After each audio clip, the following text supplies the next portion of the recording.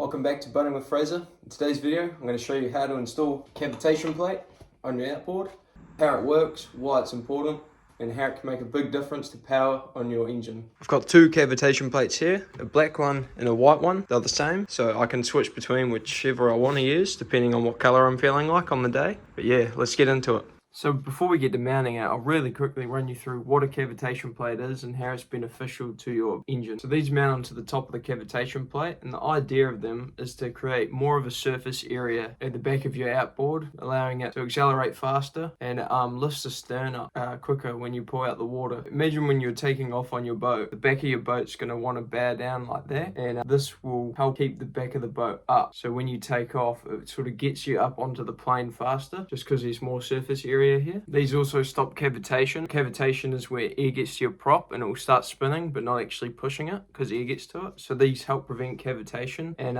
yeah, so the benefits to them are just planing faster. It's really good if you're towing a skier or something. It'll help you get out the whole shot really nice and quick. You can get a range of different cavitation plates to put onto the top. You can get plastic ones like this, smaller ones, or even metal ones or longer ones. These ones are good, they're nice and cheap, and they pretty much do the job. And I'm interested to see the difference between running it without it and with it, because I have run it without it. So next time I'm with it, I'll update you on how it goes. Yeah, thought I'd just quickly run you through what they actually do. Let's get back to mounting it. The tools you're going to need for this are all dependent on what comes with your kit. These cavitation plates I have are just second-hand ones, so I've just got myself some bolts here, and most likely your cavitation plate will come with rubber washers to protect your plate from the metal scratching it. I've just gone ahead and got some rubber drain screw bungs off the gearbox just to make shift for it. So yeah, what you're going to need is some vice grips to hold the cavitation plate to the thing to keep it steady, drill bits, screwdriver, 10mm drill, and a marker. So you're just going to want to trim your engine down first and just make sure that your trim torque tab is not going to interfere with the bolts coming through. You may sometimes have to drill part way through this so the bolts can mount, but most of the times are pretty good. So you just want to roughly put it on there and just see how it's going to sit, where the holes are going to go through, how it's going to mount. Now we're going to grab our vice grips and just clamp it to the plate so we can drill our holes.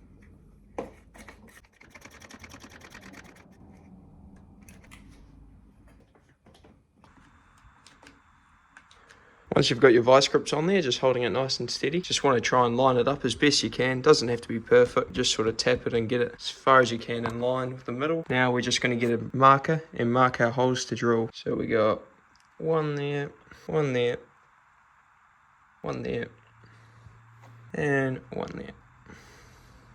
So once our holes are marked, we can now take this off and start drilling the holes. Now, depending on how big your bolts are, you may want to do a pilot hole just before you do a big hole. My bolts aren't very big. You just grab a drill bit that's roughly the same size with just a little bit bigger and just line it up against it, just like that. And yeah, it's a 6mm. I think it's a M6 bolt, so it should be fine. Maybe even 6.5, just to give us a little bit of play. Yeah, and ensure the drill bits you're using are nice and sharp so it can easily cut through. Now we can start the drilling.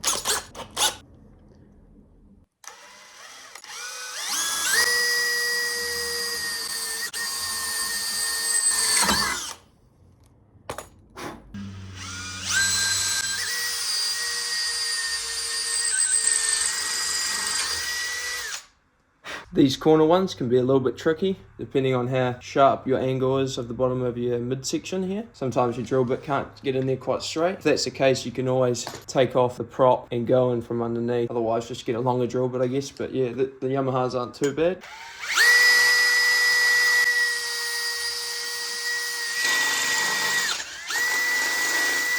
Make sure not to press too hard when you drill. You don't want to hit your prop.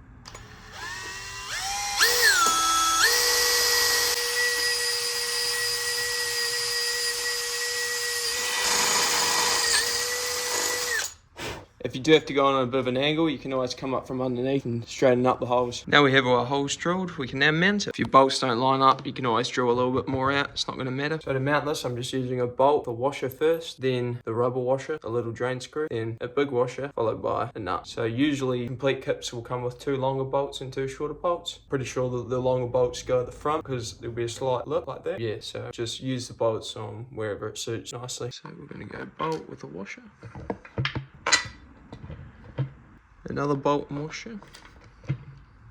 So now we'll go all the bolts down, we'll put the nuts on. So you can see in there, I'm not sure if you can see that, I'll try you to. Just got that little rubber washers sitting up underneath, which actually are working quite well, so I'm pleased about that. Just stops any scratches getting on the bottom here from the metal washers. So we're just going rubber washer, big washer, and nut. I'm using nylock nuts here. If you don't have nylock, make sure to use a spring washer because you don't want this coming off while you're running. Now we've got all the nuts on, we can do them up nice and tight.